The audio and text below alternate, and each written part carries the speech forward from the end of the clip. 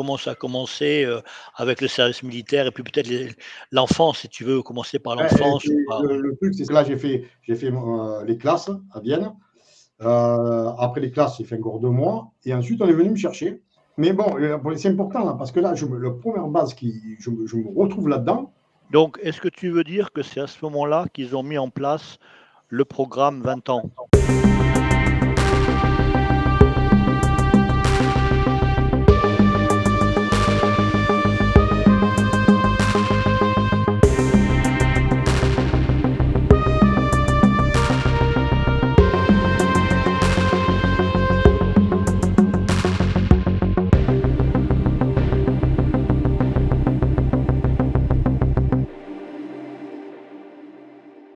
Comment ça a commencé? Comment ça a commencé, avec le service militaire et puis peut-être l'enfance, si tu veux commencer par Ouais, l'enfance ou par le truc, c'est ça, c'est que pendant l'enfance, il m'est arrivé des choses que je ne pouvais pas comprendre, moi, enfant.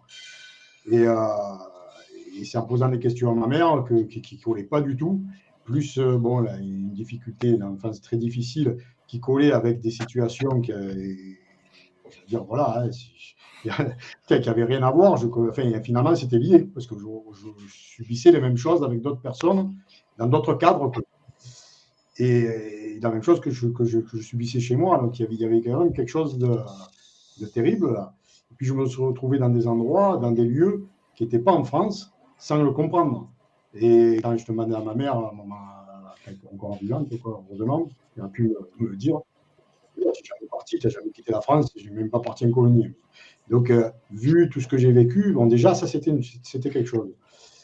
Et ensuite, quand j'ai eu toutes ces 2017, c'est en 2017 que ça a commencé.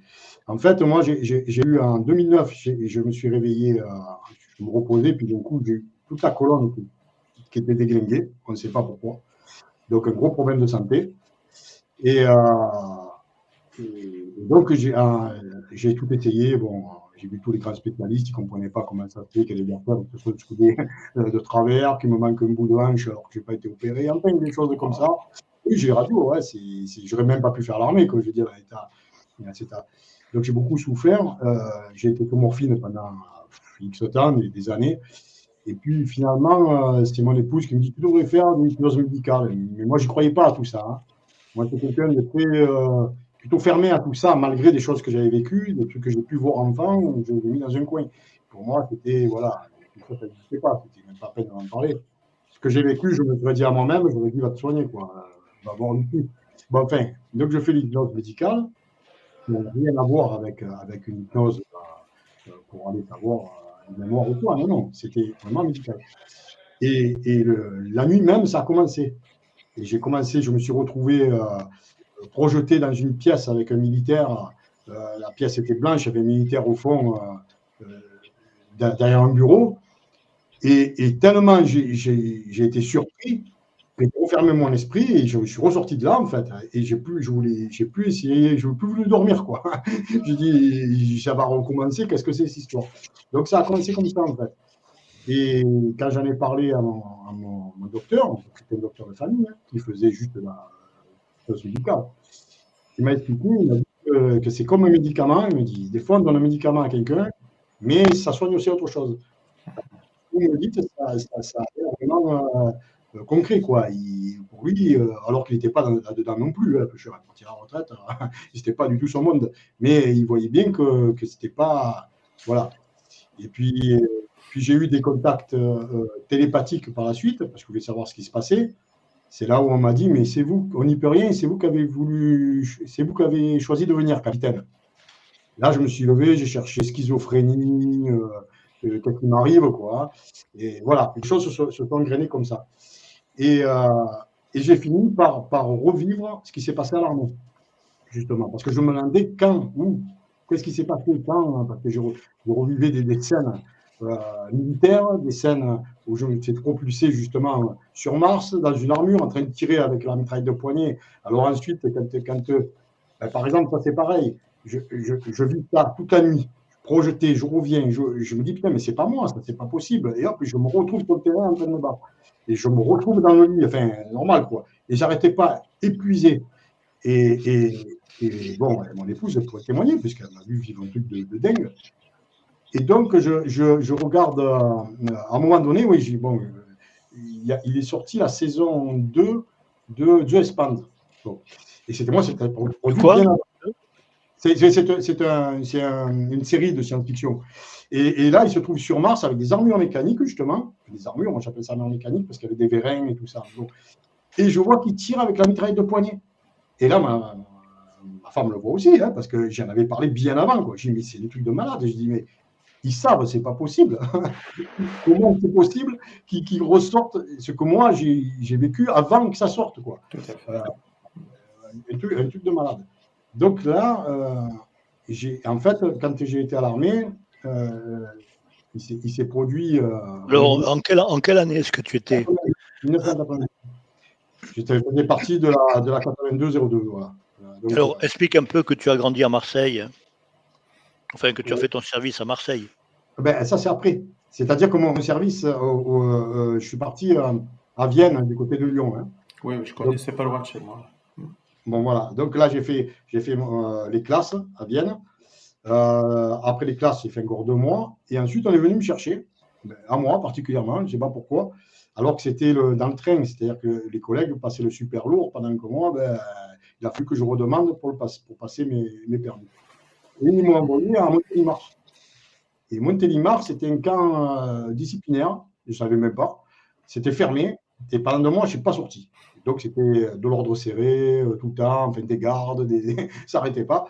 Et c'est là où on faisait le morse. Et quand on rentrait dans le stade de morse, ce truc qui me gênait, moi, c'est que mais j'ai appris le morse et je ne connais pas le morse. Il y a un problème, quoi.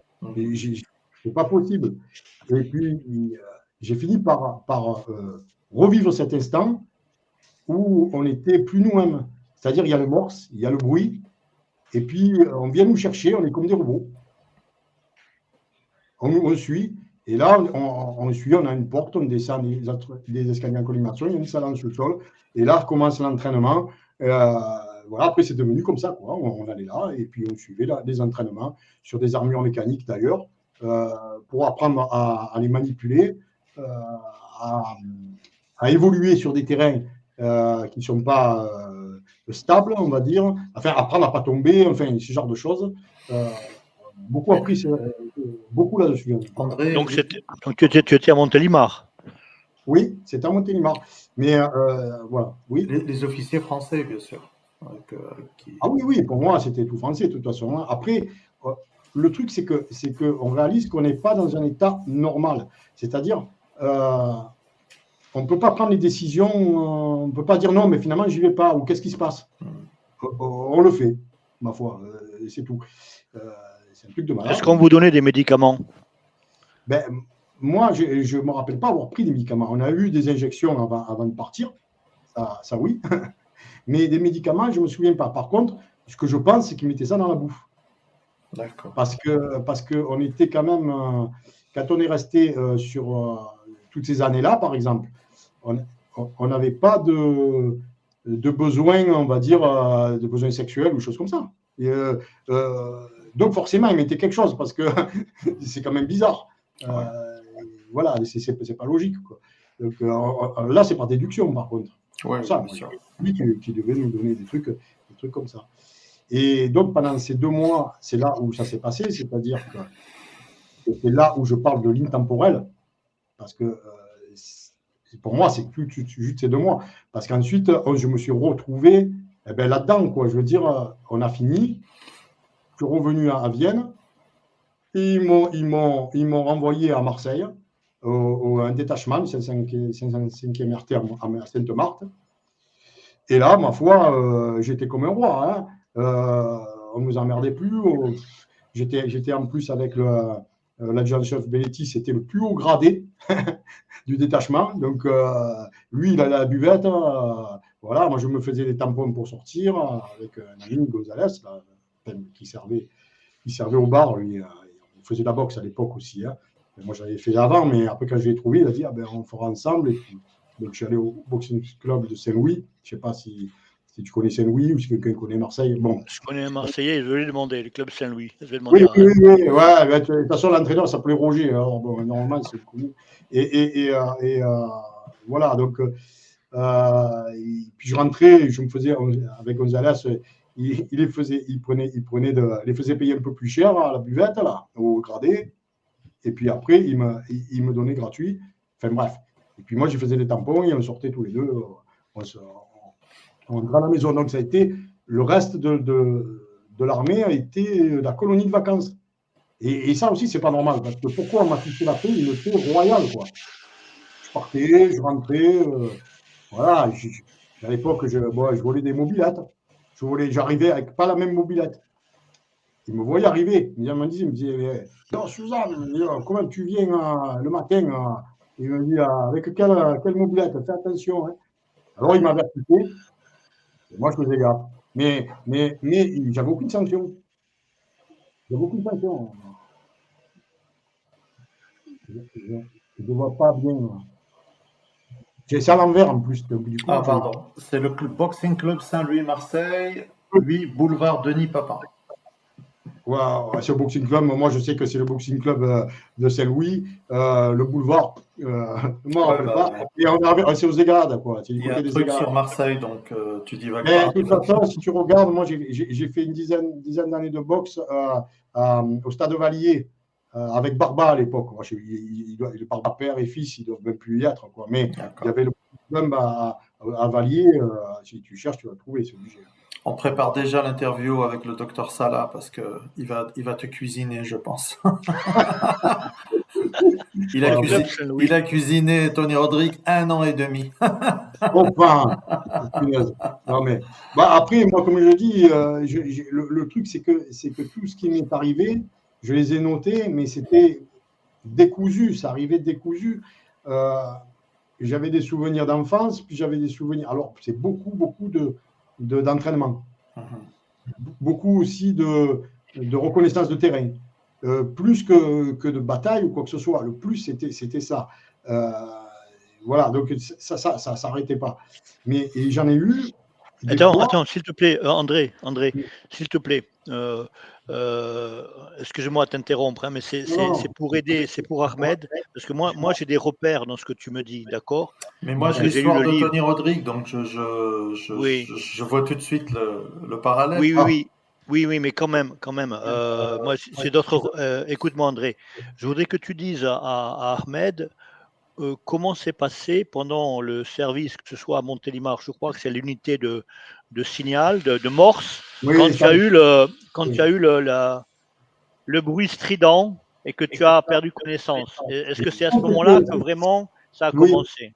Oui, c'est-à-dire que c'est pas un bruit strident, c'est que le morse il commence. Et puis, c'est comme si tu t'endors, tiens, tu vois. Tu as le comme ça, puis voilà. Puis je ne comprenais pas, moi, au départ, qu'est-ce qui se passait, tout ça. C'est quand j'ai eu les réminiscences que j'ai compris ce qui se passait. Mais il n'y avait plus rien, si tu veux. J'ai rien appris. Il y avait pas une suite à ça. Du matin, tu continues, tu prends des notes, etc. Tu apprends, quoi. Et tu le refais toi aussi, je ne sais pas. Mais moi, il n'y avait pas ça. Ça commençait. Et puis c'est tout. Donc tu étais dans un état second, quoi. Donc, est-ce que tu veux dire que c'est à ce moment-là qu'ils ont mis en place le programme 20 ans? Oui, enfin, pour moi, je ne pense pas avoir passé 20 ans, mais après, comme je n'ai pas le souvenir de tout, mais oui, complètement. Je ne peux pas le relier à autre chose. J'ai que ça. Et puis, vu comme ça s'est passé, se retrouver les armures mécaniques en bas, enfin, c'est quand même extraordinaire. On peut pas, ça s'est pas passé ailleurs. Tu ne veux pas mettre la caméra? Ouais, il y a Mike. C'est mon ami Mike qui veut se joindre à nous. Oui. Mais continue André, merci. Oui, ben, voilà, donc tout ce qui s'est passé, ce qui se passait à ce moment-là, ça ne s'est pas produit ailleurs. Donc oui, c'est vraiment à ce moment-là. Et qu'est-ce qui a fait, André, pardon. Oui. Qu'est-ce qui a fait que tu t'es dit, je ne suis pas en train de perdre la boule, bon, il y a l'appui de votre épouse, de ton épouse, mais qu'est-ce qui t'a fait croire que tu avais la même expérience que Tony, par exemple? Non, d'abord, je ne savais rien. Hein. C'est-à-dire que moi, j'avais écrit, j'ai commencé à écrire parce que j'ai fait un carnet. À force d'écrire, ça fait un carnet. À un moment donné, attends, André, s'il te plaît. Moi, je les ai entendus beaucoup, donc c'est clair pour moi. Mais oui. tu dois dire, Ahmed, quand est-ce que tu as commencé à avoir les réminiscences? Quand les souvenirs ont commencé? C'est ce que je dis. Les souvenirs, ils sont venus après l'hypnose médicale. Wow. Donc, ça en revient en 2017, là. Tu as commencé à les noter sur le carnet Oui. Oui, c'est-à-dire que ça venait tellement que j'ai pris des notes, mais bon, j'en ai 3 tonnes de notes. Il y a des choses. T'as pensé quoi, André, tout de suite, là? Tu t'es dit, j'ai une vie qui n'est pas comme les autres, quoi. Non, au départ, j'ai cherché déjà si je n'étais pas schizophrène, je n'étais pas malade, si je n'avais pas eu de problème de santé, parce que ça n'allait pas, quoi. C'est pas... mais par exemple, avant ça, je faisais beaucoup de rêves, des rêves, pas des réminiscences. Et je sais ce que c'est une réminiscence, puisque ça m'est arrivé petit, voilà, où j'avais questionné ma mère, elle m'avait dit oui, effectivement, il s'est passé ça, et donc je sais ce que c'est.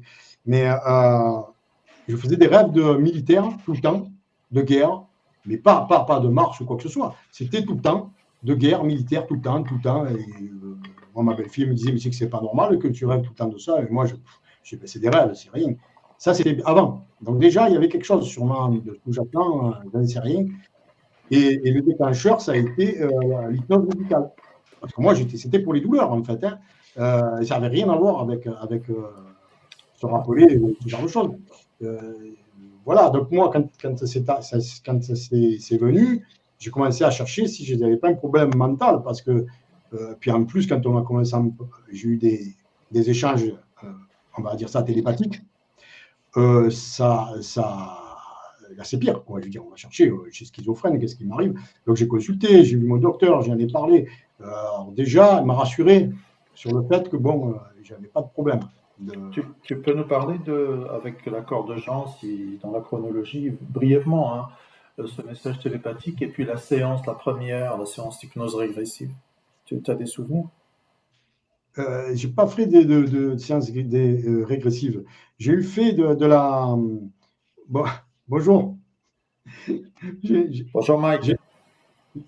J'ai eu fait de la, comment on appelle ça, de l'hypnose. Ericksonienne? Ouais, avec Patricia, avec. Vous allez les citer, moi. Avec Nathalie, mais c'était pas vraiment. C'était pas vraiment profond comme ça, quoi. D'ailleurs, je sais même pas si ça marcherait, j'en ai aucune idée. Non, ce qui est fou, c'est que c'est vraiment lié au médical. D'accord. Ça. Hello Mike, tu as André et Ahmed. Hein. Bonjour. Salut les mecs. On ne voit pas trop. On ne voit pas, on ne voit pas, Mike, tu es en bas. Ben, lève un peu, mets un coussin sous ton cul. Ou sinon, baisse l'écran de ton ordi. Non, je suis né comme ça. Je suis né comme ça. Lui aussi, c'est un abducté, André. Ouais, il a les jambes au niveau des épaules, en fait. Il a les hanches au niveau des épaules. Tu croyais que tu étais avec des gars sérieux, mais bon. Non, mais bon. Ah non, mais moi, je me prends plus la tête. Ah oui, tu as raison. Oui, ça sert à rien. Mais de toute façon, voilà. Et donc, pour revenir, oui, j'ai commencé à écrire, donc, d'accord, mais tous ces carnets, à force de les faire, et j'ai écrit. Alors, Lone Wolf, pourquoi? Parce que quand j'ai fait des recherches que j'ai pu faire, comment ça se fait que j'arrive pas à tendre la main, justement, à avoir de l'aide. Je suis seul dans mon coin. Et j'ai beaucoup de mal à tout ça. Et vu tout ce que j'ai vécu mon enfance, ça rejoint tout ce qui est MK Ultra, tous ces genres de choses, quoi. Et en cherchant, j'ai trouvé le programme Lone Wolf qui colle complètement. Alors, j'ai dit, bon, j'ai déduit que c'est ce programme-là qui s'appelle Lone Wolf. Hein. Ça, c'est moi qui déduis. Donc, j'ai appelé donc Lone Wolf, l'emprise du loup. C'est le premier livre que j'ai écrit. Je n'ai même pas de version, là, d'ailleurs. Et par contre, dans celui-là, je mets les dates à chaque fois, quand j'ai eu des réminiscences, telle nuit, tel jour, tel en train de me reposer, il m'arrive ça, tac, et j'ai noté. En fait, j'ai vraiment tout le carnet là-dedans, hein, par contre. Après, là, je l'ai romancé, ce que j'ai envoyé à Jean. C'est romancé parce que, voilà, moi, les trucs sont passés. Mike, c'est la prostate, hein, c'est la prostate, c'est comme ça, il faut l'accepter. Hein. Ah, non, mais d'accord. Shut up! Hein? Mais tais-toi. Allez, Jean, un peu de sérieux, Jean. Et donc, je disais, voilà, donc mais après, bon, j'ai fait un peu quelques trucs, émissions, témoignages, on va dire, avec Patricia Brett à l'époque. Elle m'avait fait, bon, j'avais envoyé des livres. Mais bon, j'ai bien vu que ça intéressait personne, finalement.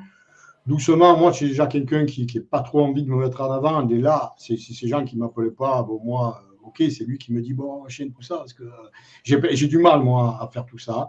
Et du coup, je me suis dit, bon, ben, voilà, on va romancer éventuellement. Et puis, j'en finis avec ça. Moi, c'est pas grave. J'étais en train de tourner la page, même. Hein, parce qu'il faut savoir que 2022-2023, on va dire, en gros 5 ans, hein, ça s'est arrêté. Alors, un truc que j'ai expliqué aussi à Jean et que j'ai marqué nulle part et que je n'ai pas dit parce que je n'ai pas eu le réflexe de prendre des clichés, de chercher, de filmer. Je n'ai pas eu ce réflexe. Mais par contre, mon épouse, encore une fois, elle peut témoigner de ça. L'implant dans la main. Ben oui, c'est que je me réveille un matin, mais j'ai fait le lien après moi. J'avais ce que j'appelle un implant maintenant.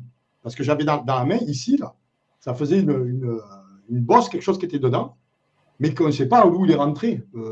Et de temps en temps, il devenait rouge et ça me démangeait, c'était terrible. Et puis ça repartait, mais il était dur, il y avait un truc dur dedans.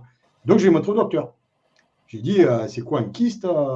Il me dit non, je ne sais pas ce que c'est. Bon, c'est resté comme ça. Et vers la fin, parce que ça serait trop long à expliquer, j'ai eu beaucoup d'échanges télépathiques et moi, je voulais en savoir toujours plus. Et à un moment donné, on m'a dit d'arrêter. Voilà. On m'a dit arrêtez, vous allez faire échouer le plan. Je n'ai pas compris. Mais moi, c'était plus fort que moi. Par moment, j'avais besoin de réponses. Donc, j'arrivais à me connecter. C'était comme ça. Je demandais, il y avait un interlocuteur, mais c'est militaire. Hein. C'est-à-dire que je sentais bien derrière, parce qu'on entend du monde. Il y a quelque chose, c'est militaire. Il y a un pupitre, il y a quelque chose derrière. Et ce truc-là a disparu. Du jour au lendemain, et j'ai plus rien. C'est frustrant parce que je n'ai pas l'histoire entière. Je ne peux plus rien demander. Et depuis, c'est resté comme ça. Alors, je me suis dit à un moment donné, bon, ben, on va tourner la page. Hein. Pour moi, j'étais en train de passer à autre chose. Je monte quand même des trucs. Bon, j'ai écrit des romans à côté. Je fais autre chose parce que ça aboutit sur rien, finalement. Et je reste avec mes questionnements, quoi, moi aussi. Parce que moi, on me pose des questions, mais moi, j'ai des questions aussi. Parce que je n'ai pas toute l'histoire, je ne comprends pas pourquoi il m'est arrivé ça, quoi. D'accord. Bon, très bien, André. On va prendre un peu quelques points. On a encore 25 minutes, 30 minutes maximum. Est-ce que tu peux nous parler de la MDF pour Ahmed, pour Mike? Qu'est-ce que tu peux nous dire de la MDF, la Mars Defense? Ouais, la Mars Defense Force, moi, de ce que j'en ai vu, alors déjà, il faut savoir qu'on n'a pas vu, et j'ai jamais vu toute la base, hein, parce qu'il paraît que c'est grand, que c'est une ville dessous, mais moi, nous, ce qu'on avait vu, c'est juste un hangar. D'accord?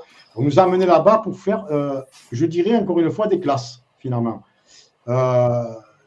Donc, j'avais un instructeur qui s'appelait Belletti, comme par hasard. Alors, est-ce que c'est le même hein, ou est-ce que c'est sa famille? Ça, je ne saurais jamais. Et là, on nous mettait des casques mémoriels, ce qu'on appelle. Attends, tu veux dire que ce Benetti, tu l'avais connu pendant le service, c'est ça? Oui. À Montélimar, à Vienne ou à Marseille? Non, c'était à Marseille. À Marseille. Et tu l'as retrouvé dans la MDF? Non, mais je ne sais pas si c'est lui. Il était, le personnage n'était pas le même. Le Belletti à Marseille, c'était quelqu'un bien portant, qui aimait bien la bibine, un peu mafieux, des grosses bagues. Là, et, alors que lui, non, il était plutôt, on va dire, plus svelte, quoi. C'est pas le même personnage, mais il portait le même nom. Alors, coïncidence, j'en ai aucune idée, hein. Ça, je ne sais pas. Et voilà. Et c'est là, d'ailleurs, où nous a intégré, on va dire, l'informatique. Parce que moi, il faut savoir que je suis informaticien et j'ai passé un BTS informatique très tard. dans la vie, parce que je n'ai pas fait l'école normale, mais que j'ai explosé tous les compteurs, quoi. Je veux dire, moi, quand j'ai fait mon BTS, ils voulaient que je monte là-bas à l'étang de Berre, c'était pour me donner presque une médaille avec le maire prendre la photo. Je ne suis pas allé, ça ne m'intéressait pas. Donc, je me suis mis à travailler de suite. Et l'informatique, je connais beaucoup de choses sans rien faire. Comme ça, je veux dire, voilà, on va dire c'est inné, hein, entre parenthèses. Mais on a appris là-bas, parce que la mission qu'on avait, c'était de mettre en route les bases souterraines, militaires, et de les mettre en marche, en fonction. Soit c'était des vieilles bases qu'il fallait, qui étaient réaffectées, quoi, qu'il fallait remettre en route, ou soit c'était neuves. Et d'ailleurs, j'ai revécu un truc, la première que j'ai revécu, que j'ai été propulsé comme ça, si je le marque, je l'ai écrit d'ailleurs, je me retrouve dans cette base-là. Alors, on travaille pour la MDF, puisque voilà, mais on n'était que 6, hein, une escouade, on est une société extérieure quelque part. D'accord ? Voilà, donc on travaille pour eux, mais on n'est pas à la MDF. Et donc, je me retrouve dans c'est des sous-traitants de sous-traitants, c'est-à-dire c'est une sorte de. C'est ça. De complexe très sophistiqué qui vise la compartimentation, en fait. Oui, c'est ça. Mais bon, c'est important, hein, parce que là, la première base je me retrouve là-dedans. Bon, je suis dans. Pareil, on a les armes mécaniques. J'appelle ça armes mécaniques, toujours. Les Hercule. Alors, explique à André, à Ahmed, qu'est-ce que c'est Hercule ? Les Hercule, c'est une armure mécanique française pour moi. Voilà, je pense que c'est français, ça, parce qu'ils n'avaient pas les mêmes, la MDF. Ils étaient plus sophistiqués, les leurs. Et apparemment, c'est un truc un peu ancienne génération. Donc, dedans, c'est un écosystème. Ça nous permet de tenir l'équilibre quand on marche. C'est pour ça qu'on s'entraîne sur ces armures. À cause de la gravité, oui, qui est plus faible. Tout à fait, par rapport à la gravité. Ça permet aussi ça filtre l'air, avoir l'oxygène. Enfin, il y a la pression, il y a tout ce qu'il faut dedans. Hein. Ce sont des armures mécaniques. Donc, on est dedans. On est enfermé. C'est, je ne sais pas, Halo, tiens, le film. Voilà. Il y a des électrodes, non? C'est ça? Des capteurs électroniques. C'est bourré de capteurs, mais les capteurs sont dans l'armure. Ils ne sont pas sur nous. Hein. On se met dedans et puis ils nous captent. Quoi. Donc, voilà. Enfin, l'important, c'est que moi, je me retrouve là, d'accord, dans cette base. Et je suis avec l'escouade. Et là, donc, je mets la. Alors, on a des codes. On tire la réglette, on met le clavier, un code, il y a tout qui s'allume, les écrans. C'est un pupitre. C'est immense. Ça fait penser à une station de métro sans les rails, quoi. Ça fait un grand couloir après et ça s'en va, on ne voit pas. Et donc, il y a une espèce de centre de commandement. C'est ce qui fait vivre la base, quoi. Donc, des écrans s'allument, tout ça. Et là, je vois arriver un groupe de gens. Ce sont des, comment dire ça, il y a des mecs en costume, des types, des scientifiques. Ils arrivent, ils sont là, ils nous ignorent complet. Ils nous ignorent complet. Ils parlent entre eux. Donc, la base est pressurisée, puisqu'ils arrivent et, parfois, tout est bon, hein. Ils arrivent après coup, et ils discutent. Et là, je les entends dire, et ça m'a frappé parce que c'était énorme. Je les entends dire, voilà, la base est prête à accueillir 250 000 personnes. 250 000 personnes. Parce que moi, je n'ai jamais vu les sous-sols après. Hein. Nous, on faisait que juste, c'était le centre névralgique de la base, c'est tout, qu'on mettait en marche. Et on devait après sécuriser quand on sortait. Voilà. Donc, c'est énorme. 250 000 personnes. Moi, ça m'a frappé, quoi. Et puis, voilà. Donc, ça, ce truc-là, ça a été, quand je suis revenu de ça, voilà, c'est les frissons, quoi. C'est un truc de malade. Là, c'est énorme. Voilà ce qui se passe là-bas. À côté de ça, moi, j'ai fait évidemment beaucoup de recherches dans mes livres et on les trouve. On trouve ces bases. Je les montre. On trouve les écoutilles parce que c'est comme ça qu'on les reconnaît. Hein. On nous envoie, on dit voilà, tu vas chercher, tu as l'écoutille de base. Tu ouvres l'écoutille et tu rentres dedans et là, tu vas la mettre en marche. Hein. Tout se pressurise, tout se ferme, etc. Donc, et moi, je les montre. Et je ne sais pas, les gens sont aveugles. Je fais des vidéos, je mets dans les livres. Je dis, mais regarde. André, il faut expliquer à Ahmed et à Mike que pendant des années, tu as étudié les archives officielles de la NASA et tu as étudié systématiquement les photos officielles de la NASA. Oui, parce que je connais ces choses-là. Donc, automatiquement, je les reconnais. Donc, je le sais. Alors, c'est des clichés officiels. Hein, si je mets les liens toujours exprès, que si quelqu'un a à me dire non, tu te trompes, ben, il peut me dire non, si tu te trompes, c'est pas ça. Mais au moins, il y a le lien qui pointe quand la NASA ne les efface pas. Parce que dernièrement, j'ai vu qu'ils en ont effacé quelques-uns quand même, mais il y en a encore. Hein. Et donc, on trouve. Alors, ça c'est pareil, je peux trouver, il y a les bases, on les voit. Les fameux, ce qu'on appelle les mantis, les insectoïdes, qui est l'espèce là-bas qui vit, qui est une espèce qu'on nous a fait croire des animaux. Or, c'est une espèce évoluée. Et d'ailleurs, on leur prenait leur base qui était déjà creusée, ça permettait justement de ne pas creuser. Donc, ils étaient chassés de chez eux pour récupérer les sous-sols, quoi, et les aménager. Ça fait gagner du temps. Donc, c'est une guerre, quoi. Voilà, on les détruit. Tu les as vus, André? Oui. Ah oui, non seulement je les ai vus. De toute façon, c'est ça aussi qui me frappe, c'est que, à part Tony Rodriguez qui en parle un peu, il n'y a personne qui en parle. C'est bizarre parce que, après, Mars, c'est comme la Terre. Hein, je veux dire, il y a des régions. Peut-être des espèces ne vivent pas ailleurs. Donc, je ne sais rien. Hein, ils parlent de reptoïdes, peut-être qu'il y en a ailleurs et pas là. Mais moi, là, on appelait ça la région des mines, mais c'est bourré d'insectoïdes, quoi. Je veux dire, c'est Starship Trooper, là. Donc André, il faut que tu dises à Ahmed que l'activité principale était une activité minière. Oui, et que c'est pour cela que il y a eu cet affrontement avec les indigènes, puisqu'on leur prenait leurs terres dans ces activités minières. Bien sûr, mais c'est ce qui se passe. Et encore une fois, pour appuyer mes dires, parce que le dire, c'est bien, mais le faire, c'est mieux, comme disaient l'autre. C'est que, encore une fois, je montre des clichés où on voit des restes de foreuses par terre, des morceaux ou des engins, hein, encore qui restent. Évidemment, eux, ils trafiquent leurs images comme ils peuvent, mais on les voit. On arrive à les sortir et on les reconnaît. Quand on voit un véhicule avec des chenilles, c'est pas une roche. Quand on voit des activités minières, j'ai écrit là. Oui. Voilà.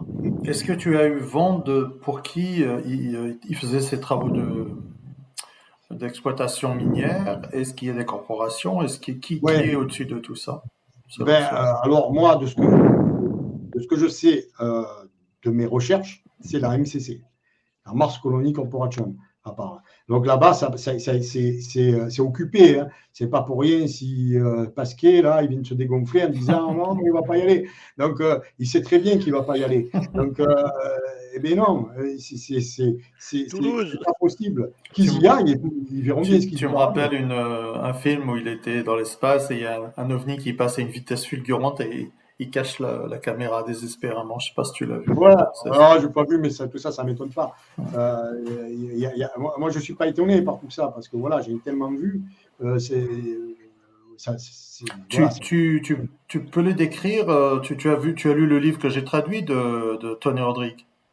Je ne l'ai pas lu en entier, mais j'ai trop de choses à lire, et alors, je le lis doucement, mais puis Jean m'envoie encore des trucs, quand je lis, alors il m'a des liens à aller voir, beaucoup de choses. Alors, mais il sait, Ahmed, Mike, ils savent que moi, dès que j'ai des amis, je suis un bourreau, hein, je les torture. Oui, c'est pour ça. Ils n'osent plus. Bienvenue au club.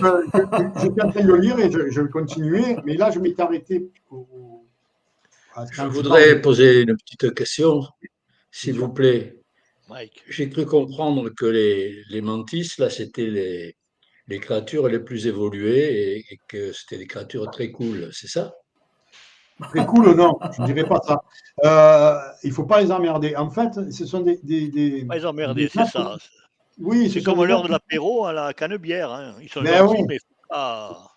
En fait, ils sont très, très territoriaux. C'est-à-dire que si ils peuvent vivre à côté, je ne sais pas, s'il y a une base ou un village, parce qu'il y a des villages, ça c'est pareil, les trucs que je montre, voilà, qui sont à côté. Si on ne les emmerde pas, ils ne vont pas aller tuer les villageois. Hein. Mais quand on arrive avec des bulldozers ou quand on arrive avec une armée pour les chasser, ils se défendent. Donc là, ça, ils deviennent virulents. Alors, c'est des créatures, normalement, quand on les voit, là, même moi, je devrais me pisser dessus. Sauf que quand on est dans cet état de soldat, on a peur de rien. Je ne sais pas pourquoi, c'est comme ça. On a peur de rien. Donc, on peut aller à l'affrontement. Mais ils sont terribles. Je veux dire, il faut imaginer une menthe religieuse couplée avec une fourmi, mettons, mais qui fait 3 mètres de haut. Voilà un engin à peu près. Hein. Donc, c'est monstrueux. Effectivement, on dirait un animal. Mais ce ne sont pas des animaux. Ils communiquent, ils ont toute une civilisation à eux. Voilà. Dis-moi un truc, ils abductent? Et ça, j'en sais rien. Hein, je ne sais pas. Je ne sais pas. J'ai jamais vu. Je te vois venir, Mike. Ce que je sais, non, mais ce que je sais de cela, de ces mantes-là, elles n'ont pas une technologie, enfin de ce que j'ai vu moi, elles n'ont pas une technologie comme nous. C'est-à-dire, elles n'ont pas des fusées, des voitures, des machins. Elles font beaucoup de biologie, puisqu'on a trouvé des trucs assez étranges, mais bon, qu'on ne comprend pas. Mais c'est beaucoup de génétique, biologique. Je ne sais pas ce qu'ils font. Et c'est des choses comme ça. On voit bien que c'est intelligent ce qu'ils font, mais peut-être qu'il y a des gens qui savent ce que c'est. Hein. Moi, je n'en sais rien. Est-ce qu'ils ont des engins, des choses comme ça? C'est ça ce que Mike... Non, c'est ce que je dis. Pas, en tout cas, pas ce que moi j'ai pu voir. Hein. Il n'y a pas de technologie. Je n'ai pas vu de technologie. Je pense, Mike, que ça doit être des espèces endogènes à Mars qui n'ont rien à voir avec les montres religieuses des abductions. Je pense. Bon, écoutez, les amis, c'est moi qui vais guider l'entretien, d'accord? D'accord. Mike, parce que sinon, on n'a pas beaucoup de temps. Il faut vraiment que vous me suiviez et pour que je vous aide à comprendre tout le témoignage de André. D'accord, Mike? Il faut me suivre. Donc, André, les exploitations minières. La Mare Défense fait des exploitations minières et c'est ce qui a causé les guerres avec les populations indigènes. Résume tout ça. Pardon. Oui, il y en a toujours. Que je résume, c'est pas compliqué. Tu t'installes sur une planète et tu commences à creuser et à reprendre le territoire, ça fait des guerres. Donc, quoi pourrais te dire de plus? Forcément. Voilà. Mais attention, c'est que dans les exploitations minières, moi, ce que j'ai vu, c'est de loin, mais je les ai trouvés de plus près, et encore une fois, j'ai mis dans les livres, il y a des humains, il y a même des enfants qui sont exploités.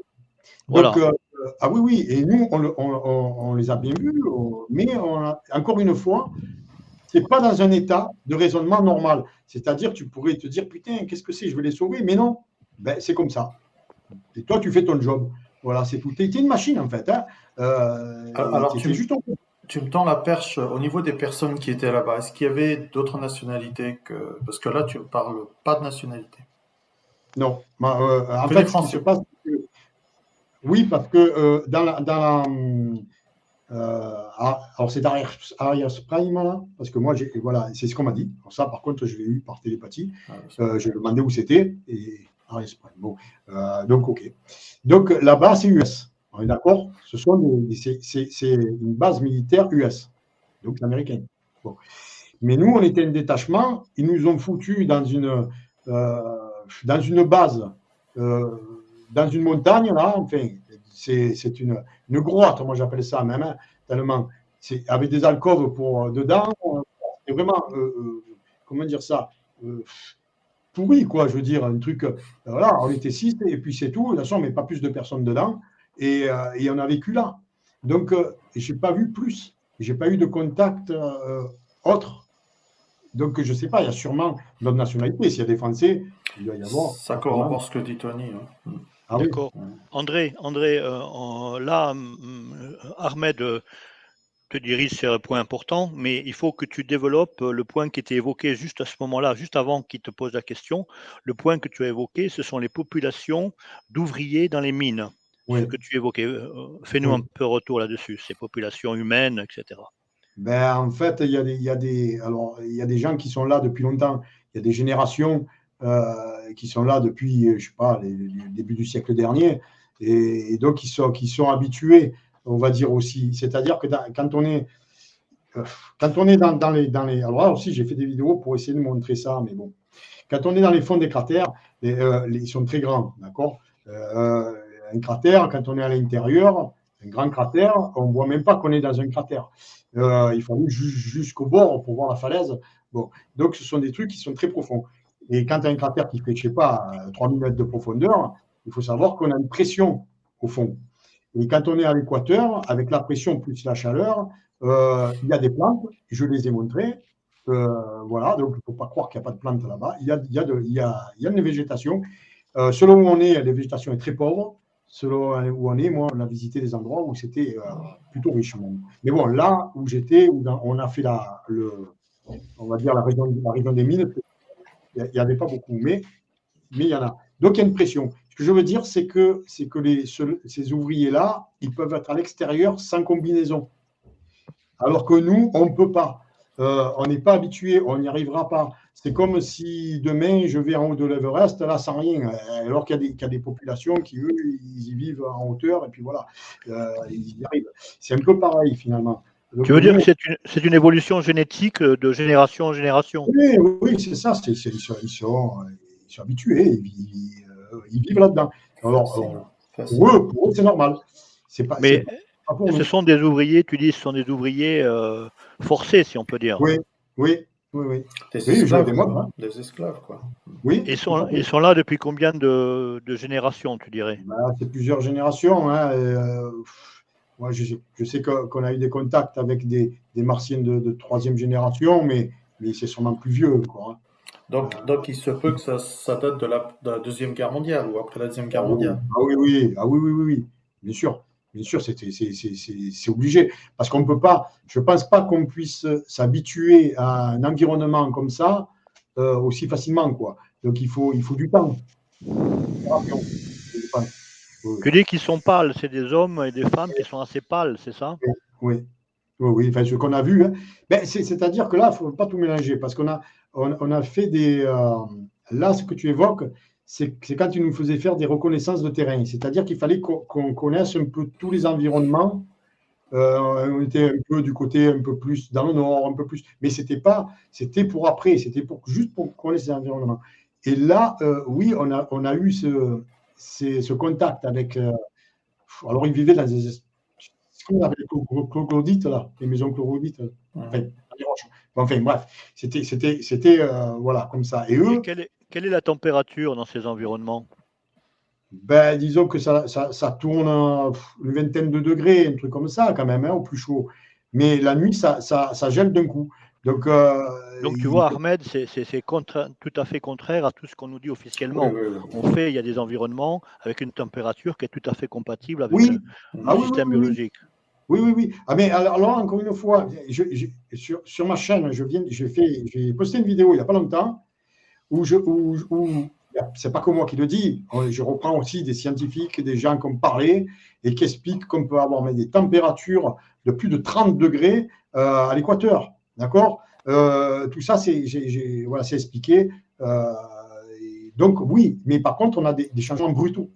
C'est-à-dire que dès qu'il vient la nuit, alors si on est un peu plus dans le nord, on ne peut pas rester dehors, quoi, parce qu'on meurt. Hein. Il faut vite, il faut s'abriter. Donc, tu veux dire que les populations se réfugient dans des bases souterraines dès que vient la nuit? Oui. Ils ne vont pas se balader dehors avec un froid pareil. Oui. Et physiquement, ils ressemblaient à quoi leur visage, si tu as pu les approcher? Alors, on a vu plusieurs, c'est ça, plusieurs ethnies. Alors, je pense qu'ils nous ont baladés, comme tu dirais ici, on t'envoie dans un continent, puis après dans un autre, etc. Hein. On n'a pas vu, nous, on nous déposait, puis voilà, aujourd'hui, vous allez faire ça. Et ceux-là, ils étaient, oui, alors pour ce que Jean évoque, ils étaient plutôt petits et plutôt frêles, on va dire, et pâles. Voilà. Donc, ceux-là, ils étaient comme ça. Après, on a eu un contact furtif avec ce que j'appellerais des pygmées ici sur Terre, sorte de tribu. Alors là, ce n'était pas au même endroit. Il a fallu qu'on parte parce qu'ils étaient agressifs, ils étaient laids. Enfin, moi, j'ai trouvé laids. Hein. Ils étaient petits et laids, et eux, par contre, ils étaient bronzés. Donc, ma foi, il y a plusieurs théories. Oui, plusieurs types d'humains. Voilà, donc c'est. J'ai pas vu des Chinois, j'ai pas vu des choses comme ça. Donc ça, c'est une population endogène à Mars, ça. Oui. Oui. Ben, il nous expliquait qu'il était là plusieurs générations, quoi.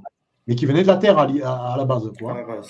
Waouh, ça. Je sais pas si tu as entendu parler de Corey Good, mais bon, ça c'est un autre débat. J'ai entendu parler, mais je ne parle pas anglais, moi. Alors, il y a plein de trucs que je ne peux pas.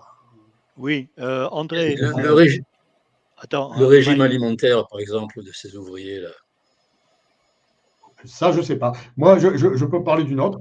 Parce que nous, on mangeait des rations de guerre et des conserves. Voilà, sauf dans la MDF, à la base militaire MDF. Là, il y a la grande cantine. Mais sinon, dans notre base, c'était vraiment. Enfin, je veux dire, on était des moins que rien. Hein. Faut pas rêver. Mais je pense qu'ils cultivent et qu'ils font des choses comme ça parce que j'en ai trouvé. Alors, j'en ai trouvé dans mes recherches. C'est-à-dire que j'essaie, moi, de relier mes recherches officielles, on va dire, hein, de ce qu'ils montrent avec leur rover, avec ce que moi j'ai pu voir. Et on trouve des choses qui ressemblent à des gros légumes ou des choses comme ça. Donc oui, ils cultivent, hein, ils trouvent des sacs avec des sacs comme des sacs de blé. J'en ai trouvé aussi. Donc oui, forcément. Mais c'était vraiment limité. Il n'y a pas d'animaux. D'animaux, oui. Ah oui. Il y en a. Ah oui, il y a des animaux. Et là aussi, je montre les créatures, j'en montre. Mais c'est toujours pareil. Par exemple, à un moment donné, ça j'ai noté, c'est que je vois passer un type sur un dos de chameau, mais c'est pas vraiment un chameau, mais ça y ressemble. Je sais pas, on dirait un chameau. Mais voilà, il y a des insectes géants, ils sont immenses. Voilà, d'ailleurs, dans la fameuse base, pas base, troglodyte, là. Prime. Eh bien, non. Là où il y avait les martiens blancs, là, les fragiles, ils avaient aussi des animaux, des insectes, mais pas agressifs, quoi. Comme animaux de compagnie, mais ils sont immenses. Enfin, je veux dire, quand on voit ça, voilà. Et puis, ils les chassent aussi. Donc, ils ont des appareils pour chasser ça, enfin, pour chasser. Les insectes sont immenses. Alors, les insectes sont immenses, et il faut savoir qu'il y a des créatures qu'on a amenées, nous. Pardon, les nazis, on va dire, les Allemands à l'époque, parce que, alors ça aussi, c'est un mélange entre mes recherches et ce que j'ai pu voir. Et voilà les infos. Je suis obligé de les coupler. Je ne peux pas avancer sinon. Donc, c'est-à-dire qu'à l'époque, ils déchargeaient, quand ils sont arrivés, ça va sur Mars, dans les années 40, 30, 40, je ne sais pas, c'est vieux. Hein. Ils arrivaient, ils déballaient leur cargaison, mais à la sauvage, comme ça.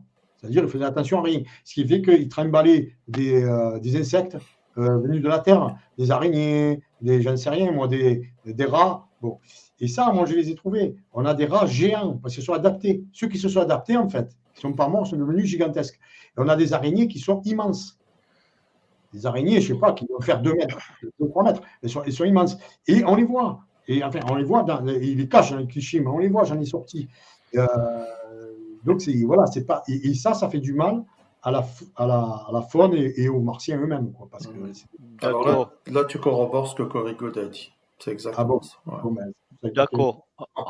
André, peux-tu nous dire pourquoi ces espèces de mammifères grandissent jusqu'à 2 mètres, par exemple? Pourquoi on a des rats comme ça? Est-ce que c'est lié à quoi est-ce que c'est lié au niveau climatique, environnemental? Oui, à la gravité, oui, bien entendu. Oui, la gravité. C'est lié à la gravité, Ahmed, très important. La gravité, elle est faible. Je pense que si les humains, nous, là, on reste là-bas, parce qu'il faut savoir que les générations, on devrait dire, finalement, les peuples que tu as vus devraient être très grands. Ce n'est pas le cas. Mais il faut savoir que, par exemple, si on prend des rats, moi j'en ai trouvé, des rats géants, hein, ils sont immenses, ils se multiplient. Alors, je ne sais plus, je l'avais noté ça aussi. Mais enfin, les générations de rats, c'est une seule génération humaine, il y a, je ne sais pas, moi, comme une génération, plusieurs centaines de générations de rats.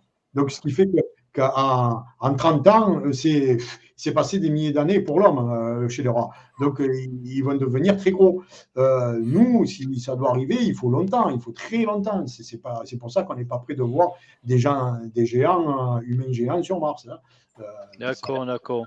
Des araignées géantes aussi, d'accord. Ah oui, je peux t'en montrer. Des cafards aussi, il en parle. Oui, tout ça, les blattes, bien entendu, ces genres de choses.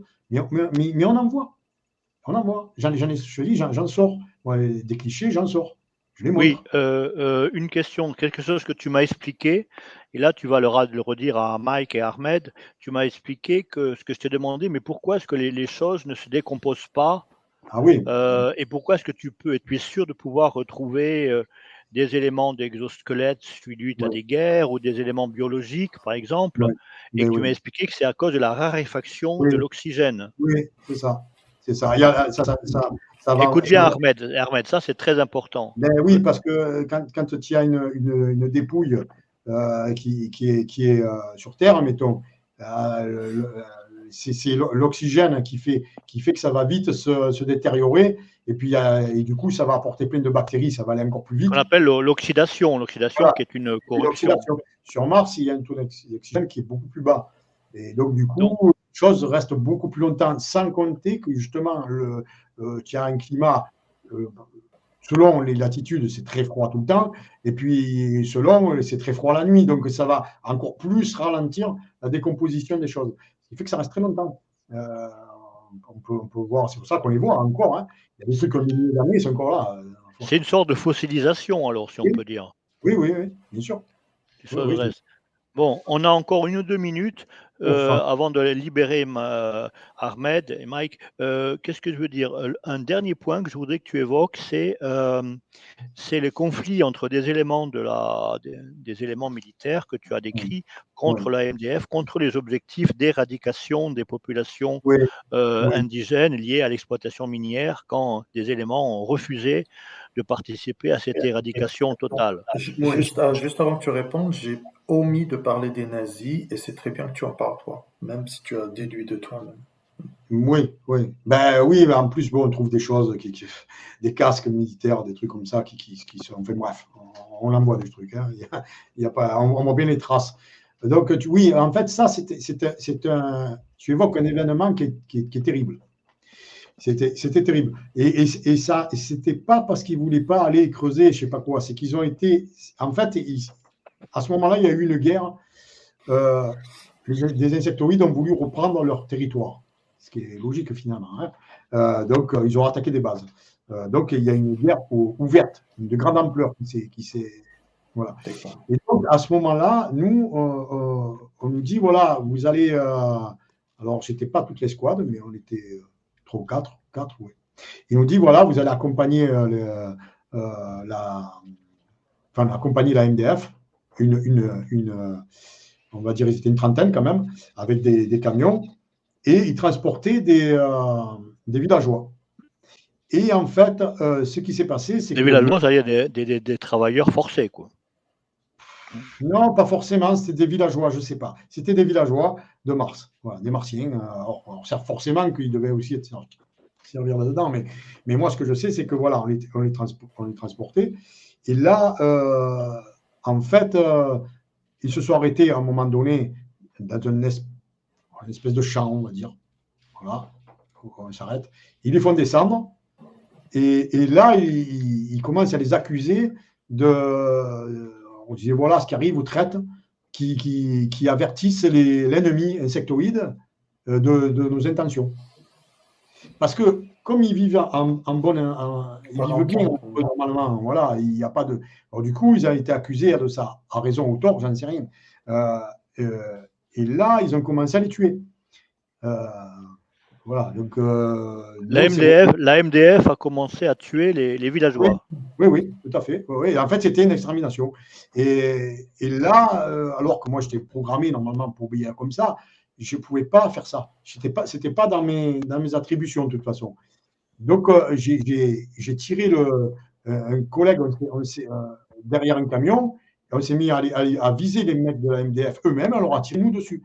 C'était quand même des fléchettes explosives qu'on avait. Hein. Il leur tirait dessus. Et donc, il y a eu. Ça a fait tout une panique, quoi. Et les villageois qui ont pu s'échapper, certains se sont pu s'échapper. Voilà. Mais Mais après ça, nous... C'est maintenant qu'il faut bien écouter Ahmed, là, c'est très important. On n'a pas été... Ce qu'il y a de fou, on s'attendait après coup, parce que là, on a réagi à chaud. On s'attendait à être puni, à même être tué, peut-être même. Parce qu'on a tué des mecs de la MDF, quand même. Hein. L'explosion, même l'armure mécanique, ça fait péter. Donc, et ben non, ils nous ont juste réaffectés comme si on était des machines. Parce que pour eux, on n'est pas vraiment responsable parce qu'on n'est pas des humains. Ils nous traitent comme des robots. Donc, un robot, ben, soit on le reprogramme, soit on le met à la casse, ou soit on le réaffecte ailleurs. Et nous, des clones, quoi. Des espèces de clones. Bon, écoute bien, Ahmed. C'est maintenant que ça va prendre du sens. Et donc, André, tu vas nous expliquer qu'en fait, finalement, la MDF a exprimé son désaccord avec la politique du Mars Corporate Conglomerate. Pas la MDF. Nous, on était en désaccord. Ah, après, dans le... Alors, je sais pas, c'est le camp de la MDF, parce que... mais là, on n'est plus... On va sortir du cadre. Ce que je vais dire, on va sortir du cadre là. Ce que j'ai su par la suite, c'est qu'il y a une faction, oui, on va dire de la MDF, mais je pense qu'il y a des Français dedans aussi. Ils se sont, enfin pas que les Français, hein, ils se sont rebellés contre la MDF, on va dire, contre ce conglomérat, parce qu'ils ne veulent plus qu'on traite les esclaves, ils ne veulent plus tout ça, quoi, et qu'on détruise. Ils se sont rebellés, sauf qu'ils sont une minorité. Et qu'aujourd'hui encore, ils se battent encore contre cette. J'en sais rien, on va faire ça à la cabale, je ne sais rien qu'on dire le nom, parce que c'est la MDF en elle-même, c'est le conglomérat, quoi, hein, contre tout ce conglomérat. Et donc, ils se sont rebellés. Et moi, c'est ce qu'on m'a fait comprendre par télépathie, c'est ce qu'on m'a dit, que la mission était celle-là, en fait. C'était plus une guerre mais c'était une guerre d'information. Donc, et c'est pour ça que j'ai senti de réécrire, de dire les choses, peut-être. Voilà, mais après, c'est vrai que moi, j'ai un peu des illusions, parce que je me dis, ce monde, j'ai l'impression qu'il est foutu, qu'on veut l'aider, mais ça sert à rien. C'est pour ça j'avais tendance un peu à baisser les bras dernièrement. Bon. Donc pour résumer, André, tu veux dire qu'une des factions au sein ou à côté de la MDF se sont opposés à la politique d'éradication des populations indigènes, des populations mais de nous aussi, même des gens, des esclaves, oui. Aussi. Et voilà, des populations d'humains Mars. Et donc, en fait, c'est un conflit contre la Mars Corporate Conglomerate, ce pouvoir qui est derrière la MDF. C'est ça que tu veux dire. C'est ça, tout à fait. Donc, tu vois, Ahmed, donc là, il y a un point très important qui veut dire qu'il y a des oppositions au sein des programmes militaires qui étaient au service de conglomerate, d'accord, qu'on a appelé International Conglomerate. On en a déjà entendu parler avec Jean-Charles Moyen, avec Elena Danaan, Corey Goode, et donc des militaires qui ont dit non, on ne doit pas détruire l'écosystème martien pour la cupidité de ces compagnies, en fait. Mais est-ce qu'eux, ils disent ça aussi? Eh bien, Corey Goode, il le dit. Ah oui. Bon, ben voilà. Voilà, mais moi, c'est des questions-réponses qui s'est passé par la suite aussi, parce que j'avais ce contact. Donc voilà, j'ai besoin de savoir. Donc tu veux dire qu'en fin de compte, les populations indigènes qui sont là, quelque part, pour certains militaires, elles doivent être respectées dans la mesure où c'est leur habitat et bon, ils sont d'accord pour soutenir des activités minières, mais pas pour détruire toute une population qui vit sur mais en fait, ils se sont. Oui, c'est ça. Mais en fait, ils ont juste pris le pouvoir. Ils ont pris la planète, quoi. Et puis c'est tout. Et toi, on te fait croire qu'on ne peut pas y aller, qu'il n'y a rien. Mais si c'est pas que Mars. Hein.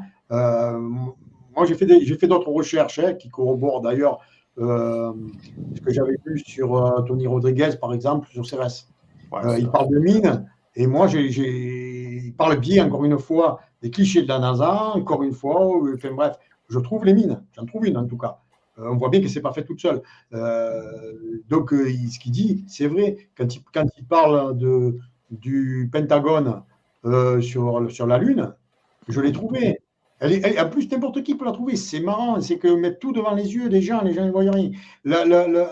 Sur Wikipédia, il y a l'image de la Lune, la première photo prise de la face cachée de la Lune en 1958. Elle date. Il suffit de la prendre, de la mettre sur l'ordi, de zoomer, ou même d'y donner un peu plus de pixels, parce que des fois, ils sont tellement pourris, donc il faut y donner quand même, l'améliorer. Et ensuite, on trouve ce Pentagone. Il suffit, et je l'ai montré, j'ai fait des vidéos, j'ai montré, regardez le Pentagone. Et alors, moi, je ne savais même pas que Tony Rodriguez en parlait. Donc, il ne peut pas inventer quelque chose qui est, on le voit, on le trouve. Encore une fois, moi, mon problème, il est là, c'est que j'ai toujours été quelqu'un qui a besoin de preuves. Mais moi, je ne peux pas en amener. Donc, je suis obligé. Moi-même, c'est une contradiction avec moi-même, parce que je lui dis, comment tu veux prouver ça? Tu ne peux pas. Alors, une chose, c'est d'aller les chercher là où elles sont et de les corroborer avec, regardez, ces choses-là existent. Alors, André, la première fois que je t'ai vu, tu m'avais pensé à Randy Cramer. Ah. Ouais. Oui, Randy Cramer, j'avais vu, oui. Extraordinaire. Oui. Voilà. Qu'est-ce que tu nous dis sur Randy Cramer? Alors, la première fois que tu as écouté son témoignage, André? Non, je suis tombé de cul parce que il parlait des insectoïdes. Bon, les reptoïdes, je reste comme ça parce que moi, mais c'est pas parce que moi j'ai pas vu que ça n'existe pas. Hein. D'ailleurs, j'ai trouvé des. Pour moi, on les voit, quoi, qui sont morts par terre. Hein. Ça aussi, je les ai mis dans les livres. Mais bon, ça reste, ça m'appartient pas, mais ça y est. Mais en fait, tout ce qui est militaire, quand il parle, lui, il faisait partie de la MDF, par contre. Ce n'est pas une société extérieure. Donc, c'est encore plus intéressant parce qu'il nous parle de ce qu'il y a dedans. Mais moi, ça m'a choqué parce que c'est extraordinaire. Voilà, disons que ça me fait dire que je n'étais pas complètement fou. Je n'étais pas seul. Ouais. Bon, un dernier mot sur le climat, le climat sur Mars. Alors, les nappes d'eau, par exemple, que tu as observées dans des cratères, des lacs. Oui. Ben, il y a des mers. De toute façon, il faut savoir que, comme tu parlais de saumure, par exemple, l'eau salée. C'est de l'eau très salée, oui. Voilà, l'eau salée, elle ne va pas s'évaporer. Il faut des températures. Et elle ne va pas geler non plus, il faut très très bas. Et il faut une température très très haute, donc elle reste. Mais j'ai vu des mers. J'ai vu ce qu'on appelle, je ne dirais pas un océan, je dirais comme un lac très grand, mais qui serait une mer. Voilà, ma foi. Et avec et puis je me souviens de loin, on aurait dit, c'est pas une baleine, mais quelque chose comme ça. Le temps de faire comme ça. Et voilà. Donc, je sais qu'il y a des trucs énormes. Ça fait penser au témoignage de JP Jean, hein, c'est sur la baleine. Bon, bref. Alors, c'est un divulgateur comme toi. Non, il y a encore un peu de temps. Oui, il n'y a pas de souci, Jean et André et Mike. C'est passionnant, donc je n'ai pas envie de partir. Oui, c'était un poisson qui était pêché, non? C'est ça, André? Qui était suspendu à une grue et qui avait été pêché, c'est ça? Pareil. Alors là, encore une fois, c'était pendant la formation, on va dire, où il fallait qu'on apprenne un peu tous les environnements. Moi, je ne m'attendais pas à ça parce que je m'attendais plutôt à voir une exploitation minière ou quelque chose comme ça. Mais non, on est arrivé, il y avait carrément, c'était un port, quoi, finalement, de pêche. C'était pas la canebière, hein, c'était pas le vieux port. Alors, c'est fou parce qu'il y avait une plateforme comme ça, le type, il est dedans. Mais il y a des souvenirs qui sont plus forts que d'autres, c'est ça. Le type était de dos, il est en train, et en fait, il y avait son écran, et sous l'eau, il est en train il y a une espèce de bloc, il y a un gros bloc, et moi je regarde le bloc. J'ai dit, putain, mais c'est un bloc taillé. C'est un truc d'ancienne civilisation. Et le mec, il rigole un peu. Et derrière, j'avais vu d'ailleurs. Il rigolait, il dit, non, mais non, pas du tout. Il dit, c'est un lest de pêche. Il dit parce qu'ici, la gravité, elle est trop faible. Il faut des lestes énormes. Donc, OK. Donc, le mec, il fait ça, puis il remonte. Il y a une espèce de grue. Il remonte. Et en fait, il nous fait sortir. On sort. Et sur la plateforme, on voit un poisson. Mais c'est un poisson. C'est pas une baleine. Un poisson gros comme une baleine. Il faut imaginer un poisson, je sais pas, gros comme une baleine ou une orque, quoi, mais un poisson. Voilà, c'était. Et puis moi, c'est quelque chose qu'on ne s'entendait pas. On ne s'attend pas à ça, quoi. Fabuleux, fabuleux. Je repense à l'audience française ici qui dit, en fait, toi, tu es français, donc dans la chaîne de commande, il y a des gens qui sont au courant de tout cela. Donc, est-ce que tu relis cela comme d'autres navigateurs à l'OTAN ou à quoi? Parce que c'est... Franchement, j'arrive pas à dire. Moi, je sais qu'il y a des choses qu'on ne me dit pas. Parce qu'on par exemple, quand j'ai eu beaucoup de... on m'a dit d'arrêter à un moment donné, d'ailleurs, justement, que j'allais faire échouer le plan. Comme ça. Donc, on ne me donne pas toutes les informations.